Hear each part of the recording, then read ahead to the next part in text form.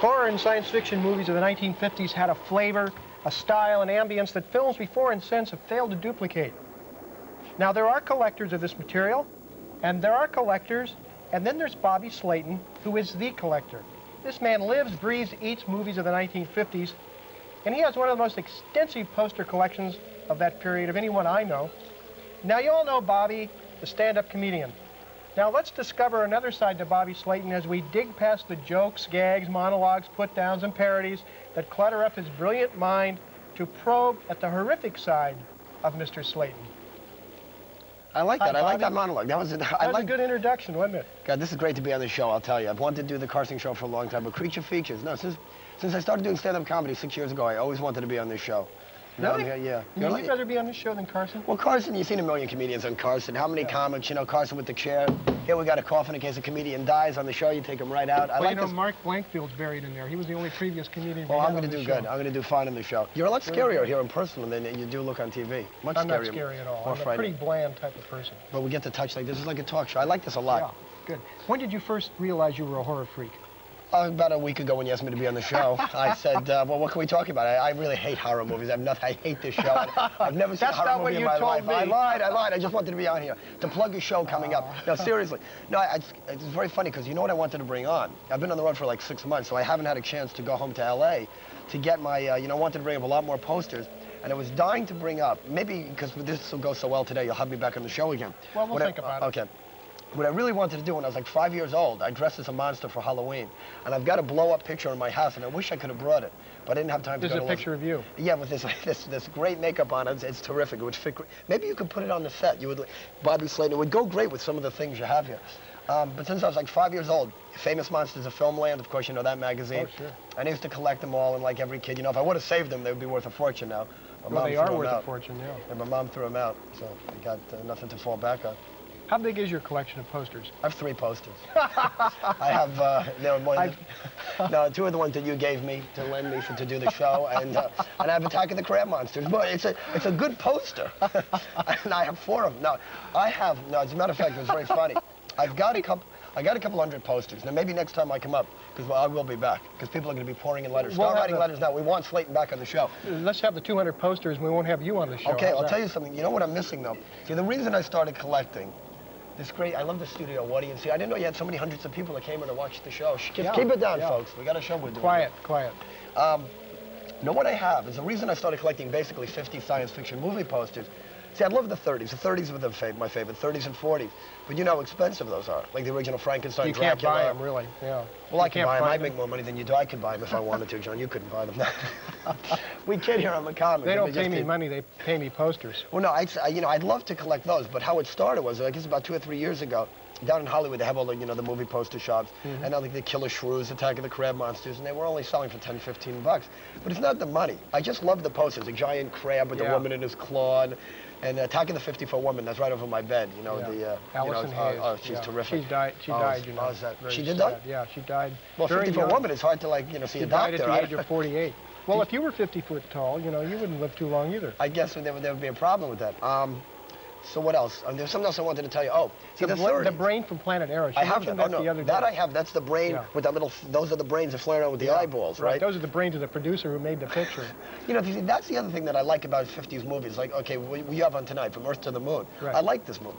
I'm not just saying. And you liked The Mummy last week. The Mummy last week was great. Although I'll tell you something about those movies. See, with the Mummy movies, it's like I'm glad those people died. The Mummy moves like an inch, maybe a block a week. And the people are running, and the people cannot, they trip, they sit there for like an hour till a mummy catches up to them, they deserve to die, I'm sorry. But what's great, now, you had the 50s Hammer remake, the color ones. Yeah. You ever stop and think about this, though? Like, you look at the progression of horror films, okay? You got the 30s, you had the basic good monsters. You had the Mummy, Dracula, Frankenstein's monster, Wolfman. The 40s, it seems like you met their sons and daughters. You know what I mean? You met like their relatives. The sons, the daughters, the bride of Frankenstein, the son of Frankenstein, the bride of Dracula. Yeah. Then the 50s, all the monsters met Abbott and Costello, and it was over. Right. Once they met Abbott and Costello, their career was shot. They were shot, yeah. That was it right there. But see, most of my science fiction collection, I like the half man, half creature, like the alligator man, half alligator, the mole man, half mole. You like that half and half. You get the Marlboro man, half man, can half someone cigarette. bring Bobby a half and half? Bobby, we're going to go back to our movie From the Earth to the Moon. No, I'm not Stay finished. here. I'm not finished. No. Let me just get a word in edgeways. We're going to go back to the movie, then we're coming back, and we're going to talk to you some more. Can I get or at least you're going to talk some more, okay? Okay. All right. Cut it quick. Earlier this evening, I introduced you to stand-up comedian Bobby Slayton and explained his strange fetish for science fiction and horror movies in the 1950s. You do have a fetish, right, Bobby? Yeah, okay, continue. We now continue this most unusual point of view as we continue to dig past the monologues, jokes, and put-downs to find out what makes a comedian stand up and like horror movies. You really make me feel like I'm being analyzed here. Before he's a movie freak. He has a fetish for movies. I guess I got to. Oh God, I went to the dentist. My mouth hurts. Tell us about your root canal. That's a horror story in itself. You know what? There's something where you ought to. The dentist's office looks a lot like he has the same kind of setup you have here. You ever think about having like dentists on your show? I mean, real monsters, real horror. Oh, they're too down in the mouth. I don't care for those kind of guys. But I'll tell you, those are scary people. Here's somebody else. Speaking of horror movie posters, I just had I bought about 100 of them in Seattle. I found this whole store. The guy had piles of these great old horror movie posters, and he sent them to me. And I wanted to have these on the show, and they got lost. Yeah, we were going to show them tonight. Seriously, a lot of them got lost in the mail. The post office, so there's monsters. The people that work at the post office, just think dentists. There's somebody who works for the post office who now has 100 posters on his wall. I know. Well, he'll be on the show next week, I'm sure.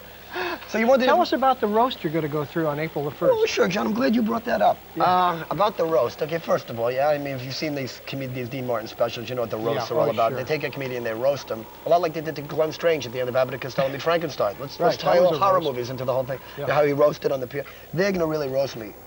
It's a benefit for the Heart Association. And usually I don't even like doing benefits. I hate the idea of being roasted. Who are the fellow comedians who are going to roast you? Okay, well, you got Bob Sarlott, who's a big comic in the Bay Area. He does a lot of radio and TV commercials. He's more of a baster. He's a real Bill, and they're going to base me. They should see what they're going to do. We have Bill Rafferty from Real People. Who else? I got a lot of guys. Jeremy Kramer from L.A. Yeah, he's a friar. Oh, we got some Friar. There you go, Friar's roast. I don't know if I think this is over the audience's head. God, who else? Well, we try to get some local celebrity surprise guests, but it seems like they're out of town making movies. And how come you're not out of town making a movie? I was supposed to do a movie this week, but you called me to do creature features. You canceled? I canceled a lot of things. I don't like to talk about my commitments. You know what I liked before when you were talking about Hitchcock? Where you called him Hitch. You said Hitch. Oh, yeah. See, this is my showbiz people. Can I call you Stan? Yeah. Because it's Stan. It's showbiz. Call you Bob. Angel, Cookie, call me anything, sweetheart. This is why it's Hollywood, it's showbiz. Even though it's Oakland, it doesn't really make any difference. What is your least favorite film of the 50s, even though you might have a poster of it? God, my least favorite film of the 50s. I should have known you were going to ask me a question like that. Is it The Brain from Planet Arrows? No, the Brain from Planet Arrows I like, only because they had the nerve to have flying brains with eyeballs. That's like the best. One of the worst films, I don't know, but I'm sure you can get it in my friend's store, Captain Video. He said if I mention that, I get a free tape. Free monster tape. God, I don't know, there were so many. This one, there was another one when they went to the moon. It wasn't this one. There was 12 to the moon. It could have been that, Angry Red Planet. Where you could see the wires holding the spire up? It could have been Plan 9 from Outer Space, which I have that poster. Yeah. It always seems like when they go to outer space, in this movie, did they meet any rat, bat, spiders? It always seems like there's some giant rat bats. That's Red Planet Mars. That's Red Planet Mars. Red Planet Mars. I knew that. I just want to see if Angry Red Planet. Angry Red Planet. Okay, I just want to see if you know. Yeah. You know more You're about catching me, Bobby. He's much better than Bob Wilkins. Remember that guy? History. Much better. You know your horror movies. I like this. So much better. Bob's watching tonight. I told him to watch. Okay, good. Well, so what else are we finished? Are we finished? No, we still have some time. How much time do we have left? That man over there he's always telling me, get off the air. Oh, we got a couple of minutes left. 3 minutes. What do you say? It's your show. We've got another minute. What do you want to talk about? Well, tell us about your poster collection. Well, what do you want to know about? Have you ever been able to take information from the horror movies into kind of like a monologue and build a whole show around it? It's funny that you mention that. And it's a funny thing. I'm glad you brought that up. I'm sure that's in your notes. I'm sure we talked about this before. Just before the show. The first time I ever went on stage 6 years ago at the Holy City Zoo, I remember this one night, and I thought I did so good. And then Robin Williams went up on stage. It was way before Mork and Mindy. And then I saw Are you name dropping again? Yes, my good friend Robin and Hitch and Stan. And don't forget Jimmy Stewart. And he went on, and I saw what comedy really was. But I remember the monologue. I still have it on tape. And I got it locked away. I actually have it in a safe deposit box because I just don't want anybody to get their hands on it. It's so terrible. I told you about The Bride of Frankenstein. I remember, and nobody got it. I don't know. Basically, The Bride of Frankenstein. You remember in the film at the end of the movie? what he did. He says, you know, Colin Clive and Mae Clark, he says, you go. We belong dead. Because the bride, you know, she wouldn't, like, go out with him. Right. You know, and this guy can't get, you know. So he pulls the switch and he blows up the castle. He goes, we belong dead. Pulls the switch, castle goes. And I always wondered why they had, you know, I guess if they made castles blows up a castle, okay, right? now the guy goes to buy a castle. Yeah. Okay, now you have here, the switch you got your fuse box right here. You have on, off, blow up castle. And okay, you know, if they build your bride, she's not going to sleep with you. You pull the switch, everything's over. And you never know when you're going to have to blow it. That's it, Bobby. We got to go back to the movie. We got to go. Let's go back to the movie. It's been a pleasure. Thanks a lot for dropping in. All right, I'm going to have you back again. Thanks. Okay. Thanks, Stan. Yeah. Thanks for having me. Thanks, Bob. All right, Angel. Thanks. Okay. Back we go. Earth from the moon. No, moon from the Earth.